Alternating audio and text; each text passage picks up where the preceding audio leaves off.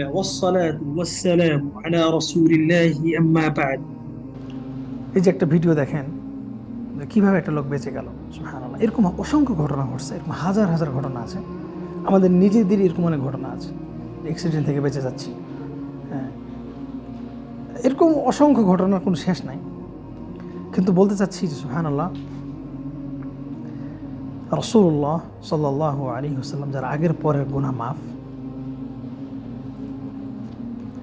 যিনি সৈয়দুল খালক, সৈয়দুল মুরসালিন, মানে সৃষ্টি জগতের সবচেয়ে সেরা, হাত্তা মিনাল মালাইকা, যিনি ফেরেশতাদের চাইতেও সম্মানী, মানে সৃষ্টি জগতের মধ্যে সবচেয়ে সম্মানী নবী মুহাম্মদ সাল্লাল্লাহু আলাইহি ওয়াসাল্লাম, তিনি বলছেন, আমা ওয়াল্লাহি ইন্নী লাআখশাকুম ওয়া আতকাকুম লিল্লাহ।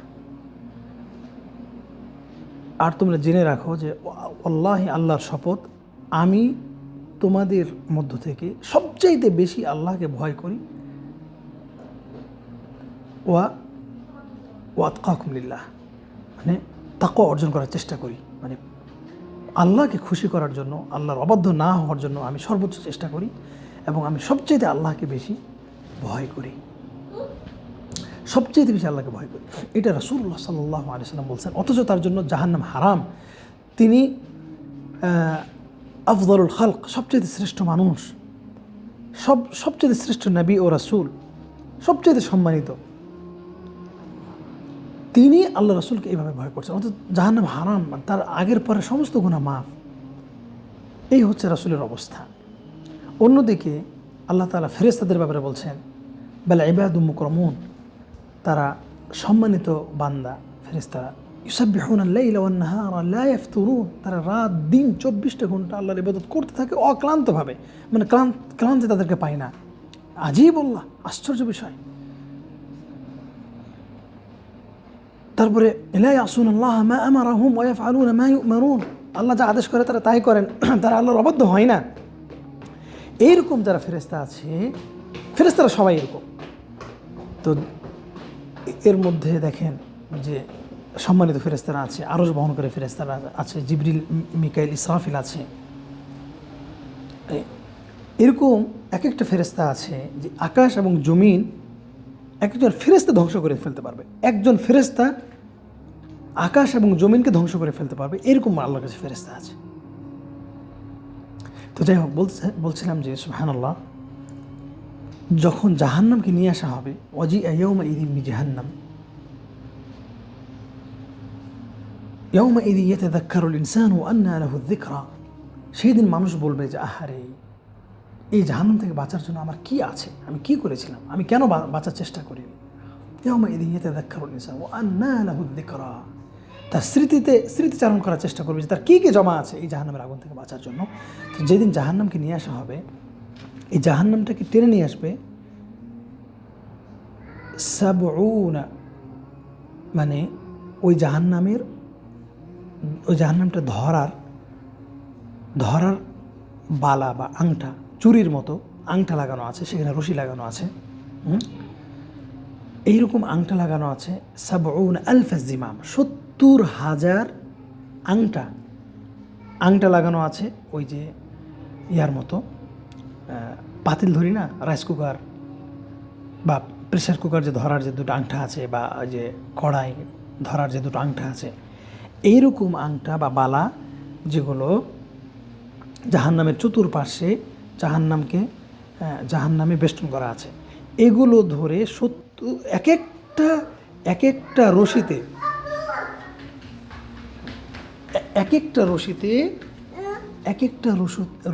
70,000 ফেরেশতা ধরে টানবে। সাবউনা আলফ জিম ওয়া ফি কুল্লি জিমামিম আলফুনা সাবআ মালাক, মানে 70,000 জিমাম ওয়া ফি কুল্লি জিমামিন 70,000 মালাক, মানে প্রায় 450 কোটি ফেরেশতা জাহান্নামকে টেনে নিয়ে আসবে। আর জাহান্নাম বাঘের মতো গর্জন করবে, পানি টকবক টকবক করে হুঙ্কার ছাড়বে, মানে এই যে একটা হুঙ্কার জাহান্নামীদেরকে, এটাই তো আল্লাহ তাআলা বলছে সূরা নাবাতে যে ইন্না জাহান্নামা কানাত মিরসাদা, মানে উত পেতে বসে আছে, খালি ইন্না লিল্লাহি ওয়া ইন্না ইলাইহি রাজিউন। এই যে কথাগুলি বলছি না, এই কথাগুলো যখন সাহাবায়ে কেরাম বলতেন না, তারা যে কত সাহাবী এভাবে বলতে বলতে বেহুশে উল্টে পড়ে যেতেন, কতজন যে সেন্সলেস হয়ে যেত, কতজন যে মানে অজ্ঞান হয়ে পড়তো, এটা আল্লাহ ছাড়া কেউ জানে না। তো যাই হোক, এই ফেরেশতারা যেদিন কিয়ামতের মাঠ আসবে, যেদিন আল্লাহ রাব্বুল আলামিনের রাগ দেখবে, যে আল্লাহর উপর এত রাগান্বিত বান্দার উপরে, সেই দিন ফেরেশতারা ভয় আল্লাহকে বলবে সুবহানাকা মা আবদনাকা হাক্কা ইবাদাতিক, বলবে যে সুবহানাকা মা আবদনাকা হাক্কা ইবাদাতিক, আল্লাহ তোমার উপযুক্ত তোমাকে ভয় করতে পারিনি, তোমার ইবাদত করতে পারিনি। সুবহানাকা মা আবদনাকা হাক্কা ইবাদাতিক, আল্লাহ তোমাকে যে ইবাদত করার দরকার ছিল আমরা সেটা করতে পারি নাই। অথচ তারা কখনো এক সেকেন্ডের জন্য ক্লান্ত হয় না, ইবাদত করতে করতে অল টাইম জিকির আজকার, সুবহানাল্লাহ, আলহামদুলিল্লাহ, লা ইলাহা ইল্লাল্লাহ, আল্লাহু আকবার, আস্তাগফিরুল্লাহ, মানে সব সময় আল্লাহর জিকির আজকার। আর নবীর উপরে দুরূদ পড়ছে না, আল্লাহ পড়ছেন না, আল্লাহ তারপর দয়া করছেন, ফেরেশতারা পড়ছেন না, আল্লাহুম্মা সাল্লি আলা মুহাম্মাদ ওয়া আলা আলি মুহাম্মাদ, ফেরেশতারা পড়ছে না, সমস্ত ফেরেশতা নবী মুহাম্মদ সাল্লাল্লাহু আলাইহি ওয়াসাল্লামের জন্য দুরূদ পড়ছে, দোয়া করছে, রহমত কামনা করছে। এই লোকটা, এই নবী মুহাম্মদ সাল্লাল্লাহু আলাইহি ওয়াসাল্লাম, তিনি বলছেন যে আমি সবচেয়ে বেশি আল্লাহকে ভয় করি। আর ওইদিকে ফেরেশতারা কি বলবে যে সুবহানাকা মা আবাদনাকা হাক্কা ইবাদাতিক, আল্লাহ তোমার পবিত্রতা ঘোষণা করছি, তোমার যে ইবাদত করা উচিত ছিল আমরা সেই ইবাদত করতে পারিনি। তাহলে আমি আপনি কি, আমাদের কি করা উচিত? এই জন্য এটা মনে রাখেন যে আমরা দু চোখে যা দেখছি, আমরা আসলে ধোকার মধ্যে পড়ে আছি। দু চোখে আমরা যা দেখছি, বিশেষ করে মানব যে জাতিগুলো দেখছি, আমাদের যে সঙ্গী সাথী যাদেরকে দেখছি, মা বাবা ভাই বোন আত্মীয় স্বজন, আর মনে করছি আমরা মুসলিম সোসাইটি, আসলে পরকালে যে কী হবে, কতটা যে বিচ্ছিন্নতা আসবে, কতটা যে দূরত্ব হয়ে যাবে পরকালে, এটা আল্লাহ ছাড়া কেউ জানে না। হ্যাঁ, আল্লাহ ছাড়া কেউ জানে না। এক মুঠ বালু, এক মুষ্টি বালু যদি সাগরে ছিটিয়ে দেওয়া হয়, খুঁজে পাওয়া যাবে?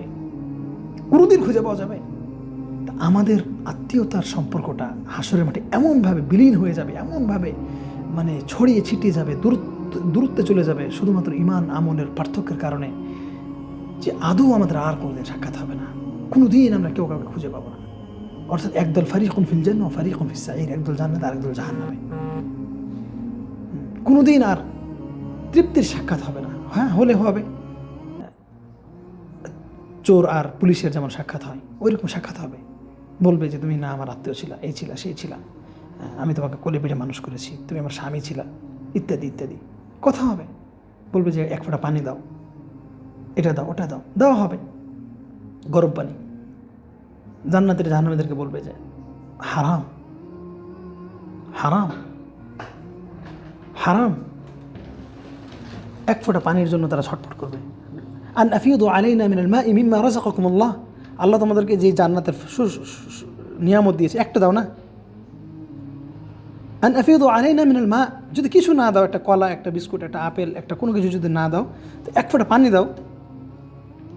এই পানিটা চাইতে তারা লজ্জাবোধ করবে। তখন সবসময় বলবে আও মিম্মা রাযাকাকুমুল্লাহ, আল্লাহ যা তোমাদেরকে দিয়েছে, কলার খোসাটা ওটা হলে দাও না, ডালিমের খোসাটা ওটা হলে দাও না, যা আল্লাহ তোমাদেরকে রিজিক দিয়েছে ওইখানে আমাদের একটু দাও না।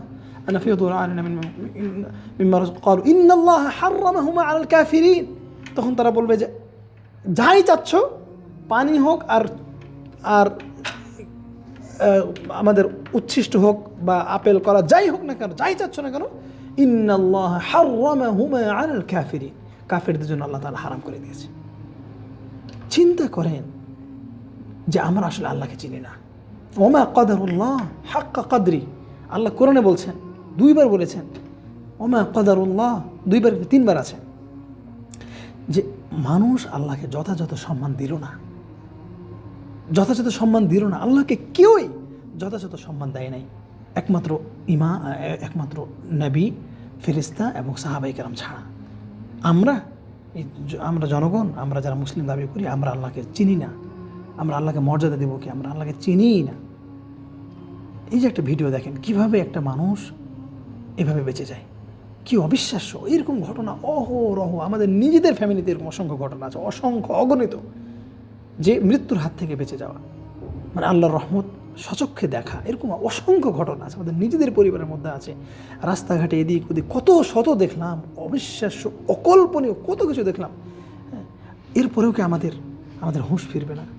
আমরা কি আল্লাহ সম্পর্কে জ্ঞান অর্জন করবো না? কোরআনের জ্ঞান অন্বেষণ করবো না? হাদিস বুঝবো না আমরা? লা ইলাহা ইল্লাল্লাহ। আমি বলতে চাচ্ছি যে আমরা আল্লাহকে আসলে চিনি না। আল্লাহকে চিনি না, চিনার চেষ্টাও করি না। চিনার জন্য 2 টাকা খরচও করি না, 2 ফোঁটা চোখের পানিও ফেলি না, 2 কিলোমিটার আমরা অতিক্রমও করি না আল্লাহকে চেনার জন্য, কিছুই করি না। লা ইলাহা ইল্লাল্লাহ, ইন্না লিল্লাহি ওয়া ইন্না ইলাইহি রাজিউন। আল্লাহুম্মা اعتق رقابنا ورقاب آبائنا وأولادنا وأزواجنا وذريتنا وجميع المسلمين في العالمين من النار. اللهم اعتق رقابنا ورقاب جميع المسلمين يا رب العالمين. اللهم وفق